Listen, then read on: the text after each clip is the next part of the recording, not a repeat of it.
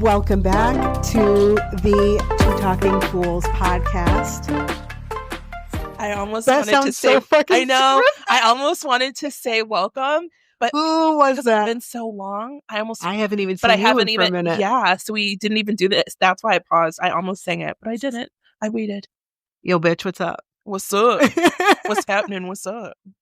Welcome back. This is a little disclaimer to the next episode. We are now on season 4, episode 1. We're starting off with an interview with a live guest here on Jody Boulevard on the Blue Velvet Couch for the first time. And it's going to be an intense conversation. This is going to be something that our viewers are going to be, I think we're going to get a lot of new viewers. And I think our current viewers are going to be like, how the hell did those two pull that interview off? Yes, absolutely. Or, oh my goodness, I would have loved to be a fly on the wall. And we're doing this as a multi-part series because we want it to be authentic. We don't want to, be cutting this up. So instead of doing one long episode, we are going to be spreading it out for people. Could be a 4-part series. Yeah. So we ask that when we do the clips, which you guys love so much, we just ask that you please just use kindness. And if you have questions, that's one thing. If you have an opinion that's backed by what you heard in the conversation and it's civil, that's great. But we're not going to tolerate anything more. Any hatred or anything like that will automatically be deleted. So, and you guys know we're not about the deletion life, but we will if we we'll do it if we got to. Yep, we won't tolerate any hate. It will be a sensitive interview with sensitive topics, so viewer discretion is advised. Listener discretion is advised. Yes. Please enjoy. Thank you. Welcome to season 4. Oh, I should have been like, welcome. Okay, bye, Shabs. Welcome back to Two Talking Fools. We're going to start our interview. Wait, no, we'll just let you sing right now for everybody. That song. But isn't that how it goes, right? Yes, like that. She's one of those people that when she gets nervous, she makes those weird fucking sounds. I do. You know why? Because there's just so much I want to ask. I just want to dive. Okay, we've given up. Let's get into it. Let's get into it. Welcome to our guest, Miss Lala. Want to say hello to the listeners? Hello. Not putting you on. How are you guys? But okay. Let's make yourself comfortable. Make yourself at home on the Blue Velvet Couch on Jody Boulevard. Thank you for coming in today. We do appreciate you deciding to do this with us. It means more than you possibly know. So Can I just preface this? Yeah. And I said this off air to both of you, but never in my life did I ever think, if you asked me right now, if I would ever be sitting, well, first of all, if I would be sitting in AKA Roland's old apartment, for those of you listening. But honestly, furthermore, I never thought that I would be sitting across from you, listening to to your story, listening it from your mouth after all these years of hearing, naturally, a small town. You hear their side of the story. You very rarely get to hear it from the person itself.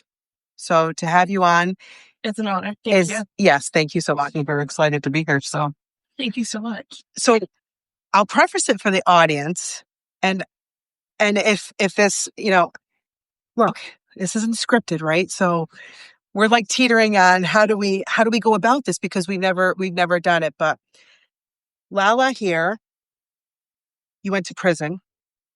You got sentenced for 10 years. Correct. You pleaded guilty. You were named the Heroine Queen of your town. I was.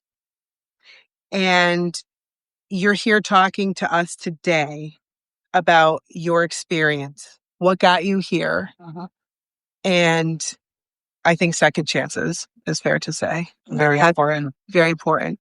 To let people see the real you, not what everyone makes up. Right. Absolutely. And that one person that changed your life. Exactly, too, but into. Yeah. Okay. So we're going to get into it. Yeah. So the Heroine Queen of our town. I mean, I have to say that because if I wouldn't be 100, that's what I've known you as a big forever. name, right? That's a bit. Yeah. I almost feel You know where I want to kind of like just put you right now? She's gonna say something. Something crazy. Something stupid as shit. Just say no. Okay, like Suge Knight. Suge Knight, yeah. New Jack City. That kind of. You know what I'm saying? Like Suge Knight, like somebody, you know, in the mob, you know, Miami and Lala. Glad we can laugh about it now, but no, not quite there. Probably they're always laughing. Yes. No, for sure. I wasn't always laughing at that. So, where do we start with you? Yeah. Talk to us a little bit about. Tell us a little bit about yourself. Like, what made like. How did you end up in Stafford? Can we start there just to like understand? Like, how did you end up, moving to Stafford, living in Stafford, growing up in Stafford? Tell us a little Born bit and about raised that. in Stafford. You were raised in Born and Stafford, you raised. said? Yep. Family is all here. Maybe not now, but that's my grandparents, my mother, my father. How was it here for you? Wow. I love Stafford. Absolutely love everything about it. And you said that you had family members that worked in the town as well, too, right? Yes, my grandfather worked for the town of Stafford for many years. Wow. My grandmother worked at TTM. Back then it was a North American Printed Circuit. Yeah. And she retired from there. Yeah. So, So good childhood. Good life here. good life here. Yeah, my mother did the best for us. My father wasn't around. Alcoholic, drug addict. Your dad was? Yeah. My mother never spoke bad about him, so it wasn't like Was he this in horrible and guy. out of your life, or She took off when we were young, to get away from him. And then he passed at 39 years old of a heroin overdose.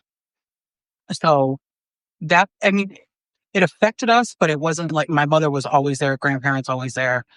can I ask you a question? Absolutely. Was your mom doing heroin? Absolutely not. She wasn't. Nope. Hey. Wow.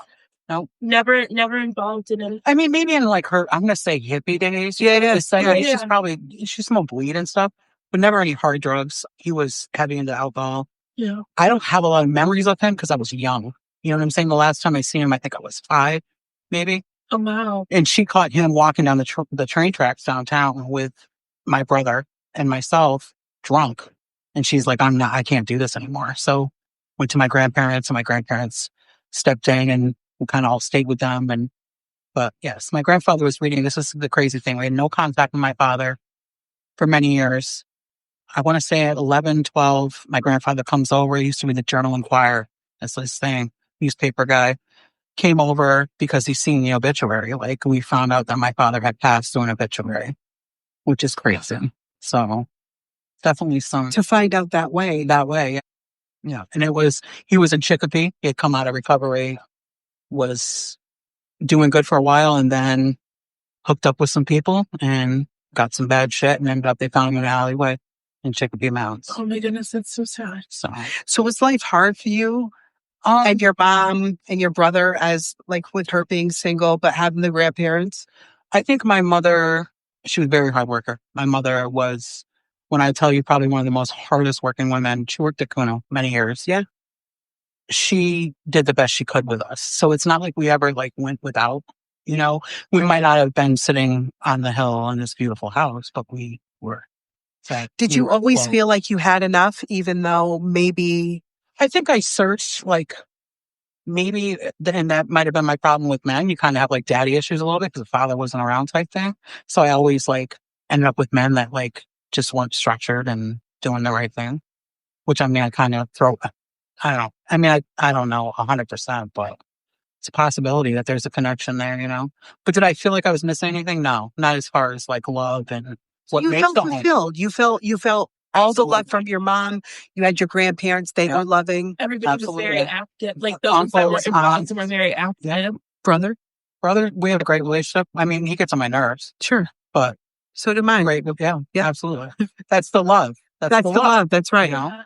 It's, when we need something from each other. We don't hang out all the time. And of course, we beat on each other growing up. Yeah, of course. My brother and I did the same thing. But he's a great guy. He's got a big heart. It was more me than him, but it's okay. But he's got his own name, stands out. But he is a good guy. He's got a good heart. And I know the real brother. I know who he is. You know what I'm saying? So. But people that know him, but not, they might think he's... Yeah, he's got a little bit of a hard exterior. Yeah. But he's got a hard gold. Yeah. And Don't tell me I said that. I won't. Well, you just told the whole world. The whole world knows. So everybody that sees him know that he's a big teddy bear. Come on. I don't think he'll be listening, but you never know. You never know. Maybe when he's down working in his garage, he'll throw on the podcast. So did you end up, I know you said that your mom and your grandparents and everybody were here in Stafford. Mm-hmm. Did you end up going to school here? Is that how you I built did. your relationship with friends? And I did. things I like went to that? school all the way up. I got pregnant with my daughter at the age of 17. And that's where I got out of school.